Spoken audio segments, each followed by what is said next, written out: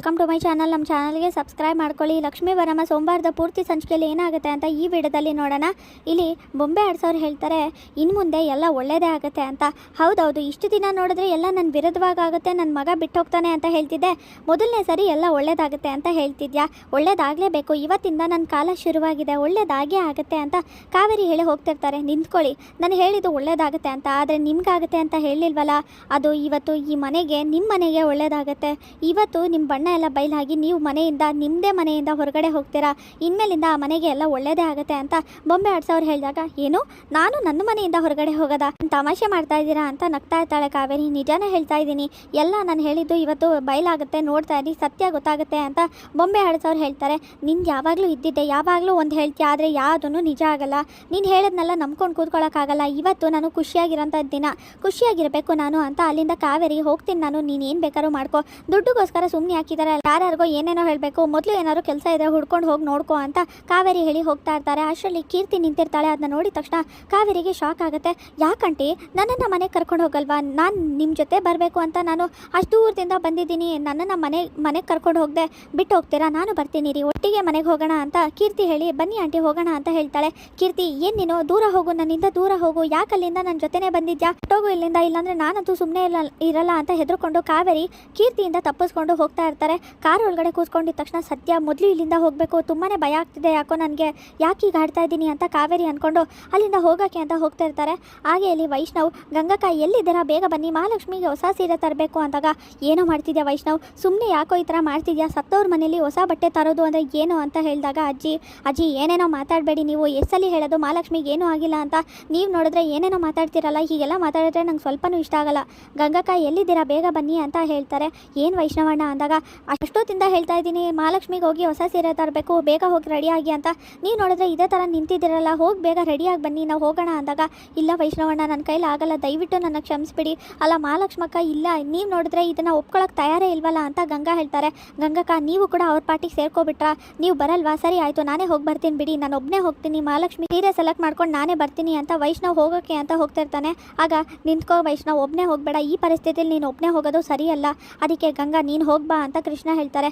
ಅದು ಕೃಷ್ಣನ ನಾನಾ ಅಂತ ಗಂಗಾ ಹೇಳಿದಾಗ, ಹೌದು, ಅವನು ಒಬ್ಬನ್ನೇ ಬಿಡೋದು, ಒಬ್ಬನೇ ಹೋಗೋದು ಹೊರಗಡೆ ಅಷ್ಟು ಸರಿ ಬರೋದಿಲ್ಲ, ಅದಕ್ಕೆ ನೀನು ಹೋಗಿದ್ ಬಾ ಜೊತೆಲಿ ಅಂತ ಕೃಷ್ಣ ಹೇಳಿ ಕಳಿಸ್ತಾರೆ. ಆಗ ಸರಿ ಆಯಿತು, ನಾನು ಹೋಗಿ ಬರ್ತೀನಿ ಅಂತ ಗಂಗಾ ಹೋಗ್ತಿರ್ತಾಳೆ. ಹಾಗೆ ಇಲ್ಲಿ, ಆಂಟಿ ಏನಿದು, ನನ್ನ ಬಿಟ್ಟು ಹೋಗ್ತಿದ್ದೀರಲ್ಲ ನೀವು, ಅಲ್ಲ ನನ್ನ ಬಿಟ್ಟು ಹೋಗ್ಬಿಟ್ರೆ ನಾನು ಬರಲ್ಲ ಅಂತ ಅಂದ್ಕೊಂಡಿದ್ದೀರಾ, ನೀವೆಲ್ಲೋದ್ರೂ ನಾನು ಬಿಡೋದಿಲ್ಲ, ನಾನು ನಿಮ್ಮ ಹಿಂದೆನೇ ಬರ್ತಾ ಇರ್ತೀನಿ ಆಂಟಿ. ಅದು ಅಲ್ಲದೆ ನಾನು ಮನೆಗೆ ಬರದೇ ಇರೋಕ್ಕಾಗತ್ತಾ, ಇವತ್ತೇನೋ ಪೂಜೆ ಇದೆ, ನಾನು ಬರದೇ ಇದ್ದರೆ ಹೇಗೆ ನಡೆಯುತ್ತೆ, ನಾನು ಬರಲೇಬೇಕು, ಬಂದೇ ಬರ್ತೀನಿ, ತೆಗಿರಿ ಕಾರ್ನ ಅಂತ ಹೇಳಿ ಒಳಗಡೆ ಕೂತ್ಕೊಳ್ಳೋಕೆ ಕೀರ್ತಿ ಬರ್ತಿರ್ತಾಳೆ. ಆಗ ಜೋರಾಗಿ ಬಾಗಿಲು ಹಾಕೊಂಡು, ಬರಬೇಡ ನೀನು, ಎಲ್ಲಿಗೂ ಬರಬೇಡ ಕಾವೇರಿ, ಸಮಾಧಾನ ಮಾಡ್ಕೊ, ಇವತ್ತು ನೀನು ಖುಷಿಯಾಗಿರೋವಂಥ ಸಮಯ, ಖುಷಿಯಾಗಿರೋವಂಥ ದಿನ, ನೀನು ಅಂದ್ಕೊಂಡಾಗೆ ಎಲ್ಲ ಆಗಿದೆ. ಇವರು ಬದುಕಿರುವಾಗಲೇ ಹೆದರ್ಕೊಂಡಿಲ್ಲ, ಇನ್ನು ಸತ್ ಮೇಲೆ ಹೆದರ್ಕೊಳ್ಳೋಕ್ಕಾಗತ್ತಾ, ಇವ್ರಿಗೆಲ್ಲ ಹೆದರ್ಕೊಂಡು ನಿನ್ನ ದಿನಾನ ನೀನು ಹಾಳು ಮಾಡ್ಕೋಬೇಡ, ಖುಷಿಯಾಗಿರಬೇಕು, ಎಷ್ಟೋ ದಿನ ಆದಮೇಲೆ ಖುಷಿಯಾಗಿದೆಯಾ, ಇವ್ರಿಗೆಲ್ಲ ಹೆದರ್ಕೊಂಡು ನಿನ್ನ ನೆಮ್ಮದಿನ ಹಾಳು ಮಾಡ್ಕೋಬೇಡ, ಮೊದಲು ಮನೆಗೆ ಹೋಗೋಣ, ನಾನು ಹೋಗಿ ನನ್ನ ಪುಟ್ಟನ್ನು ನೋಡಬೇಕು ಅಂತ ಕಾವೇರಿ ಅಂದ್ಕೊಂಡು ವಾಪಸ್ ಮನೆಗೆ ಬರ್ತಾಳೆ. ವೈಷ್ಣವ್ ಸೀರೆ ತೊಗೊಳಕ್ಕೆ ಅಂತ ಬರ್ತಾನೆ. ನೋಡಿ ಗಂಗಕ್ಕ, ಯಾವ ಥರ ಸೀರೆ ಬೇಕು ಅಂದರೆ ಎಲ್ಲದರಲ್ಲೂ ಬೆಸ್ಟ್ ಆಗಿರಬೇಕು, ನೋಡಿದ ತಕ್ಷಣ ನನ್ನ ಮಹಾಲಕ್ಷ್ಮಿಗೆ ಇಷ್ಟ ಆಗಬೇಕು, ಆ ಥರ ತೊಗೊಳ್ಳಿ ಅಂತ ಹೇಳ್ತಾರೆ. ಇದೇನಿದು ಸೀರೆ ತೊಗೊಳಕ್ಕೆ ಇವರು ಇಷ್ಟೊಂದು ಖುಷಿಯಾಗಿದ್ದಾರೆ, ಇವ್ರು ನೋಡಿದ್ರೆ ಅಳ್ತಾ ಇದ್ದಾರೆ, ಏನಾಗಿದೆ, ಇವರು ವೈಷ್ಣವ್ ಸಿಂಗರ್ ಅಲ್ವಾ, ಇವ್ರನ್ನ ಹಾಡಾಡಬಾರ್ದು ಒಂದು ವರ್ಷ ಅಂತ ಹೇಳಿದ್ದಾರೆ, ಅದಕ್ಕೆ ಏನಾದರೂ ಈ ರೀತಿ ಹುಚ್ಚಿನ ಥರ ಆಡ್ತಿದ್ದಾರೆ, ಏನಾಯಿತು ಇವ್ರಿಗೆ ಅಂತ ಎಲ್ಲರೂ ಯೋಚನೆ ಮಾಡ್ತಿರ್ತಾರೆ. ಹಾಗೆ ಇಲ್ಲಿ ವೈಷ್ಣವ್, ನೀವೇನು ಮಾಡ್ತಿದ್ದೀರಾ, ಅಲ್ಲ ಬಂದು ಸೀರೆ ತೋರಿಸಿ, ಚೆನ್ನಾಗಿರಬೇಕು, ನನ್ನ ಮಹಾಲಕ್ಷ್ಮಿ ಉಟ್ಕೊಂಡಿದ ತಕ್ಷಣ ಬೊಂಬೆ ಥರ ಕಾಣಿಸ್ಬೇಕು, ಅವ್ರಿಗೆ ತುಂಬಾ ಇಷ್ಟ ಆಗಬೇಕು, ನೋಡಿದ ತಕ್ಷಣ ಎಷ್ಟು ದುಡ್ಡಾದರೂ ಪರವಾಗಿಲ್ಲ, ಆ ರೀತಿ ಇರೋಂಥ ಸೀರೆ ಕೊಡಿ ಅಂತ ವೈಷ್ಣವ್ ಹೇಳ್ತಾನೆ. ಆಗ ಸೀರೆ ತೋರಿಸ್ತಿರ್ಬೇಕಾರೆ, ನೋಡಿ ಇದಿಷ್ಟ ಆಗ್ಬೋದು, ಇದು ಈ ಟ್ರೆಂಡಲ್ಲಿ ಇದೆ, ತೊಗೊಳ್ಳಿ ಅಂತ ಹೇಳಿದಾಗ, ಇಲ್ಲ ಮಹಾಲಕ್ಷ್ಮಿಗೆ ಇದು ಇಷ್ಟ ಆಗಲ್ಲ ಅನ್ಸುತ್ತೆ, ಬೇರೆ ಯಾವ್ದಾದ್ರು ತೋರಿಸಿ. ಗಂಗಕ್ಕ, ನೋಡಿ ಇದು ಚೆನ್ನಾಗಿದೆಯಾ ಅಂತ ತೋರಿಸಿದಾಗ, ವೈಷ್ಣವಣ್ಣ ದಯವಿಟ್ಟು ನನ್ನ ಬಿಟ್ಬಿಡಿ, ಯಾಕೆ ಈ ಥರ ಮಾಡ್ತಿದ್ದೀರಾ, ಸತ್ತವ್ರಿಗೆ ಯಾರಾದ್ರು ಸೀರೆ ತೊಗೋತಾರ ಅಂತ ಗಂಗಾ ಅಳ್ತಿರ್ತಾಳೆ. ಏನೋ ಸತ್ತೋಗಿರೋರಿಗೆ ಸೀರೆ ತೊಗೋತಿದ್ದಾರೆ ಇವ್ರಿಗೇನಾಗಿದೆ, ಅಲ್ಲ ಹೊರಗಡೆ ಇಟ್ಟಿದ್ದಾರೆ ಆಡಬಾರ್ದು ಅಂತ, ಅದಕ್ಕೆ ಜೊತೆಗೆ ಸತ್ತಿರೋರಿಗೆ ಸೀರೆ ಏನೋ ಆಗಿದೆ ಇವ್ರಿಗೆ ಅಂತ ಮಾತಾಡ್ಕೊತಿರ್ತಾರೆ ಸೀರೆ ಅಂಗಡಿಯವರು. ಆಗ ಏನು ಹೇಳ್ತಿದ್ದೀರಾ ಗಂಗಕ್ಕ, ಬೆಳಗ್ಗೆಯಿಂದ ಹೇಳ್ತಾ ಇದ್ದೀನಿ ಈಗೆಲ್ಲ ಮಾತಾಡಬೇಡಿ ಮಹಾಲಕ್ಷ್ಮಿ ಬಗ್ಗೆ ಅಂತ, ಮತ್ತೆ ಆ ರೀತಿ ಮಾತಾಡಿದ್ರೆ ನಂಗೆ ಇಷ್ಟ ಆಗೋದಿಲ್ಲ, ಆಮೇಲೆ ನನ್ನ ಕೋಪ ಬಂದರೆ ಏನು ಮಾಡ್ತೀನಿ ಗೊತ್ತಿಲ್ಲ ಅಂತ ವೈಷ್ಣವ್ ಕೂಗಾಡ್ತಾನೆ. ನೀವೇನು ಪಿಸು ಅಂತ ಹೇಳ್ತಿದ್ದೀರಾ, ಸೀರೆ ತೋರಿಸಿ ಅಂದರೆ ಬೇಡದಿರೋ ಅಂತ ಮಾತುಗಳನ್ನ ಮಾತಾಡ್ತಾ ಇದ್ದೀರಾ, ನೀವು ಹೇಳಿದ್ನ ಮಾಡಿ ಅಂದರೆ ಬೇಡದೇ ಇರೋ ಕೆಲಸನೇ ಮಾಡ್ತೀರಲ್ಲ, ಒಂದು ಸೀರೆನೂ ಚೆನ್ನಾಗಿಲ್ಲ, ಯಾವ ಕಲೆಕ್ಷನ್ಸು ಚೆನ್ನಾಗಿಲ್ಲ, ನಿಮ್ಮ ಸೀರೆ ತೋರ್ಸೋಕ್ಕೂ ಬರೋದಿಲ್ಲ ಅಂತ ಕೋಪ ಮಾಡ್ಕೊಂಡು ಬೇರೆ ಅಂಗಡಿಗೆ ಹೋಗ್ತೀವಿ ಅಂತ ವೈಷ್ಣವ್ ಹೇಳ್ತಾರೆ. ಏನೇ ಇದು ಈ ಥರ ಮಾತಾಡ್ತಿದ್ದಾರೆ, ನಿಜವಾಗ್ಲೂ ಇವ್ರಿಗೇನೋ ಆಗಿದೆ, ತಲೆ ಕೆಟ್ಟಿದೆ ಅನ್ಸುತ್ತೆ, ಸತ್ತಿರೋರಿಗೆ ಸೀರೆ ಯಾರು ತೊಗೊಳಕ್ಕೆ ಬರ್ತಾರ, ಅದು ಇಷ್ಟೊಂದು ಖುಷಿಯಿಂದ, ಎಲ್ಲೋ ಸಿಂಗರ್ ವೈಷ್ಣವ್ಗೆ ನಿಜವಾಗ್ಲೂ ಹುಚ್ಚಿಡದೇ ಇರಬೇಕು, ಅದಕ್ಕೆ ಈ ರೀತಿ ಆಡ್ತಾ ಇರೋದು ಅಂತ ಮಾತಾಡ್ಕೊತಾ ಇರ್ತಾರೆ. ಮತ್ತೆ ಏನು ಮಾತಾಡ್ತಿರೋದು ನೀವು? ಅಲ್ಲ ಸೀರೆ ತೊಡ್ಸೋಕ್ಕಾಗಲಿಲ್ಲ ಅಂದ್ರ ಮೇಲೆ ಯಾಕ್ರಿ ಇದ್ದೀರಾ ಕೆಲಸಕ್ಕೆ ಅಂತ ವೈಷ್ಣವ್ ಕೂಗಾಡ್ತಾನೆ. ಬನ್ನಿ ಗಂಗಕ್ಕ, ನಾವು ಬೇರೆ ಅಂಗಡಿಗೆ ಹೋಗೋಣ. ನನ್ನ ಮಹಾಲಕ್ಷ್ಮಿಗೆ ಯಾರು ಸೀರೆ ಸೆಲೆಕ್ಟ್ ಮಾಡೋದು ಬೇಡ, ನಾನೇ ಹೋಗಿ ಸೆಲೆಕ್ಟ್ ಮಾಡ್ತೀನಿ, ನೀವೆಲ್ಲರೂ ಅವ್ರು ಇಲ್ಲ ಅಂತ ಹೇಳ್ತಾ ಇದ್ದೀರಾ ಅಂತ ವೈಷ್ಣವ್ ಹೇಳ್ತಾನೆ. ಮಹಾಲಕ್ಷ್ಮಿ ಅಕ್ಕ ಎಲ್ಲಿದ್ದಾರೆ ಅಂತ ನೀವು ಹುಡುಕ್ತೀರಾ, ಎಲ್ಲಿದ್ದಾರೆ ಅಂತ ಸೀರೆ ತೊಗೋತೀರಾ, ಇಲ್ದೇ ಅವ್ರಿಗೆ ಯಾಕೆ ಸೀರೆ ತೊಗೋಬೇಕು ಅಂತ ಗಂಗಾ ಕೂಗಾಡಿದ ತಕ್ಷಣ ವೈಷ್ಣವ್ ಟೆನ್ಷನ್ ಆಗಿ ಏನು ಹೇಳ್ತಿದ್ದೀರಾ, ಸುಮ್ಮನೆ ಏನೇನೋ ಮಾತಾಡಬೇಡಿ ಅಂತ ಅಳ್ತಾ ಇರ್ತಾನೆ. ನನ್ನ ಮಹಾಲಕ್ಷ್ಮಿ ಎಲ್ಲೂ ಹೋಗಿಲ್ಲ ಅಂತ. ಹಾಗೆ ಕಾವೇರಿ ವಾಪಸ್ ಮನೆಗೆ ಬಂದು ಕೃಷ್ಣ ಬಾಗ್ಲು ತೆಗೀರಿ ಅಂದಾಗ ಯಾರಪ್ಪ ಇದು ಮನೆಗೆ ಬಂದಿದ್ದು, ಬಾಗ್ಲು ತರ್ತಿದ್ದಾರೆ, ಒಳಗಡೆ ಇದ್ದು ಯಾರೋ ಲಾಕ್ ಮಾಡ್ಕೊಂಡು ಹೋಗಿದ್ದಾರೆ ಅಂದರೆ ಅದು ಏನು ಅನ್ಕೊಳ್ಳಲ್ಲ ಜನರು ಅಂತ ಕೃಷ್ಣ ಮತ್ತು ಅಂಕಿತ್ ಮಾತಾಡ್ಕೋತಿರ್ತಾರೆ. ಯಾರದು ಅಂತ ಹೇಳಿದಾಗ ಕೃಷ್ಣ ಬಾಗ್ಲು ತೆಗೀರಿ, ನಾನು ಕಾವೇರಿ ಬಂದಿರೋದು ಅಂದಾಗ ಕಾವೇರಿ ಒಳಗಡೆಯಿಂದ ಬಾಗ್ಲು ತೆಗಿಯೋಕ್ಕಾಗಲ್ಲ, ಯಾಕಂದರೆ ಹೊರಗಡೆಯಿಂದ ನಿನ್ನ ಮಗ ಕೂಡಾಕಿ ಬಾಗ್ಲು ಹಾಕೊಂಡು ಹೋಗಿದ್ದಾನೆ ಸೀರೆ ತರಕ್ಕೆ ಅಂತ, ಅವ್ನಿಗೆ ಏನಾಗಿದೆ ಒಂದು ಗೊತ್ತಾಗ್ತಿಲ್ಲ, ಮೊದಲು ಬಾಗ್ಲು ತೆಗಿ ಅಂತ ಕೃಷ್ಣ ಹೇಳಿದಾಗ ಸರಿ ಒಂದು ನಿಮಿಷ ಇರಿ ಅಂತ ಬಾಗ್ಲು ತೆಗಿತಾರೆ. ಏನಾಯಿತು, ಯಾಕೆ ಈ ಥರ ಮಾಡಿದ್ದಾನೆ ಪುಟ್ಟ ಅಂತ ಕಾವೇರಿ ಹೇಳಿದಾಗ ಏನಾಗಿದೆ ನಿನಗೆ, ನೀನು ಬೆಳಗ್ಗೆನೆ ಹೋದವಳು, ನೀನು ಎಲ್ಲಿದೆಯಾ ಏನು ಅಂತ ಗೊತ್ತಾಗಿಲ್ಲ, ಮನೆಗೂ ಬಂದಿಲ್ಲ, ಈಗ ಬರ್ತಾ ಇದೆಯಾ, ಅಲ್ಲಿ ನೋಡಿದ್ರೆ ವೈಷ್ಣವು ಲಕ್ಷ್ಮಿ ಬದುಕಿದ್ದಾಳೆ ಅಂತ ಸೀರೆ ತರಕ್ಕೆ ಹೋಗಿದ್ದಾನೆ, ಏನಾಗಿದೆ, ನಮ್ಮನ್ನೆಲ್ಲ ಕೂಡಾಕಿ ಈ ಥರ ಹೊರಟೋದ್ರೆ ನಾವೇನು ಮಾಡೋದು ಅಂತ ಕೃಷ್ಣ ಹೇಳ್ತಾರೆ.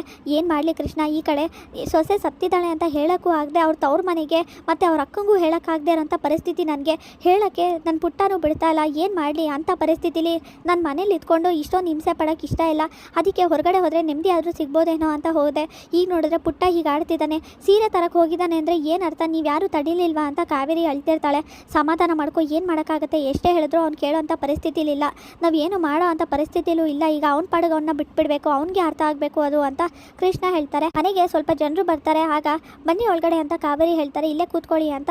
ಆಗ ಯಾರು ಕಾವೇರಿ ಇವ್ರನ್ನೆಲ್ಲ ಯಾಕೆ ಕರೆಸಿದ್ಯಾ ಇಂಥ ಪರಿಸ್ಥಿತಿಲಿ ಅಂತ ಅಜ್ಜಿ ಕೇಳಿದಾಗ, ಅದು ಲಕ್ಷ್ಮಿ ಬಟ್ಟೆ ಸೀರೆಗಳೆಲ್ಲ ಇದೆಯಲ್ಲ, ಅದನ್ನು ಸುಮ್ಮನೆ ವೇಸ್ಟ್ ಮಾಡೋದು ಬೇಡ, ಇವ್ರಿಗಾದ್ರೂ ದಾನ ಕೊಡೋಣ, ಇವ್ರಿಗಾದ್ರೂ ಉಪಯೋಗ ಆಗಲಿ, ಅದರಿಂದ ಲಕ್ಷ್ಮಿಗೆ ಶಾಂತಿ ಸಿಗಲಿ ಅಂತ ಈ ಥರ ಮಾಡಿದೆ, ಅದಕ್ಕೆ ಕರೆಸಿರೋದು ಅಂತ ಕಾವೇರಿ ಹೇಳಿದಾಗ, ಏನೋ ಒಂದು ಒಟ್ಟಿನಲ್ಲಿ ಲಕ್ಷ್ಮಿ ಹೆಸರಲ್ಲಿ ಈ ಥರ ಮಾಡಿದ್ರೆ ಅವಳಿಗೆ ಶಾಂತಿ ಆದರೂ ಸಿಗ್ಬೋದು, ಪಾಪದವಳು, ಅವಳು ಎಷ್ಟು ಒಳ್ಳೆ ಹುಡುಗಿ, ಅವಳಿಗೆ ಈ ಥರ ಆಗುತ್ತೆ ಅಂತ ಅಂದ್ಕೊಂಡಿರಲಿಲ್ಲ, ಆದರೂ ಮಕ್ಕಳು ಈ ಥರ ನಮ್ಮ ಕಣ್ಮುಂದೆನೇ ಹೊರಟೋದ್ರೆ ಅದನ್ನು ದೊಡ್ಡವರಾಗಿ ನಾವು ನೋಡೋಕ್ಕಾಗಲ್ಲ, ಯಾರಿಗೂ ಈ ಥರ ಕಷ್ಟ ಬೇಡ ಅಂತ ಅಜ್ಜಿ ಹೇಳ್ತಾ ಇರ್ತಾರೆ.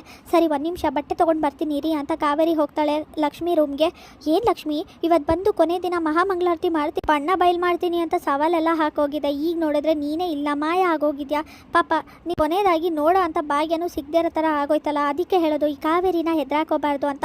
ಏನು ಮಾಡೋದು, ನೀನು ಹೆದರಾಕೋಬಿಟ್ಟೆ, ಕೀರ್ತಿನೂ ಹೆದರಾಕೊಂಡು ತಪ್ಪು ಮಾಡಿದ್ಲು, ನಿಮ್ಮಿಬ್ರಿಗೆ ಈ ಪರಿಸ್ಥಿತಿ ಬರುತ್ತೆ ಅಂತ ಅಂದ್ಕೊಂಡಿರಲಿಲ್ಲ, ಆದರೆ ಇನ್ನು ಮುಂದೆ ನಾನು ನನ್ನ ಪುಟ್ಟ ಖುಷಿಯಾಗಿರ್ತೀವಿ ಅಂತ ಮಾತಾಡ್ಕೊಡ್ತಿರ್ತಾಳೆ. ಎಲ್ಲಿದೆಯಾ ಈಗ, ಸವಾಲು ಹಾಕಿದ್ಯಲ್ಲ, ಬಾ ನೋಡೋಣ ಅಂತ ಕಾವೇರಿ ದೇವ್ರ ಮುಂದೆ ನಿಂತ್ಕೊಂಡು, ಪಾಪ ಲಕ್ಷ್ಮಿ ಅಲ್ವಾ ಅಂತ ದೇವ್ರೆ ದಯವಿಟ್ಟು ಕ್ಷಮಿಸ್ಬಿಡು ಅಂತ ಬೇಡ್ಕೊಂಡು ನಗ್ತಾ ಇರ್ತಾಳೆ. ಅಷ್ಟರಲ್ಲಿ ಇಲ್ಲಿ ಯಾರೋ ಒಬ್ರು ಬರ್ತಾರೆ ಮನೆಗೆ, ಅದನ್ನೆಲ್ಲ ನೋಡಿದ ತಕ್ಷಣ ಮನೆಯವರೆಲ್ಲರಿಗೂ ಶಾಕ್ ಆಗುತ್ತೆ. ಏನಿದು ನಂಗೆ ನಂಬಕ್ಕಾಗ್ತಿಲ್ಲ ಅಂತ ಎಲ್ಲರೂ ಕಿರ್ಚ್ಕೋತಾರೆ. ಆಗ ಕಾವೇರಿ ಕೂಡ ಹುಡುಗಿನ ಬಂದು ನೋಡಿದ ತಕ್ಷಣ ಕಾವೇರಿ ಶಾಕ್ ಆಗ್ತಾರೆ. ಇಲ್ಲಿಗೆ ಸೋಮವಾರದ ಪೂರ್ತಿ ಸಂಚಿಕೆ ವಿಡಿಯೋ ಮುಕ್ತಾಯವಾಗಿದೆ. ಈ ವಿಡಿಯೋ ಇಷ್ಟವಾಗಿದೆ ಲೈಕ್ ಮಾಡಿ, ಶೇರ್ ಮಾಡಿ, ಕಮೆಂಟ್ ಮಾಡಿ, ಸಬ್ಸ್ಕ್ರೈಬ್ ಮಾಡಿ.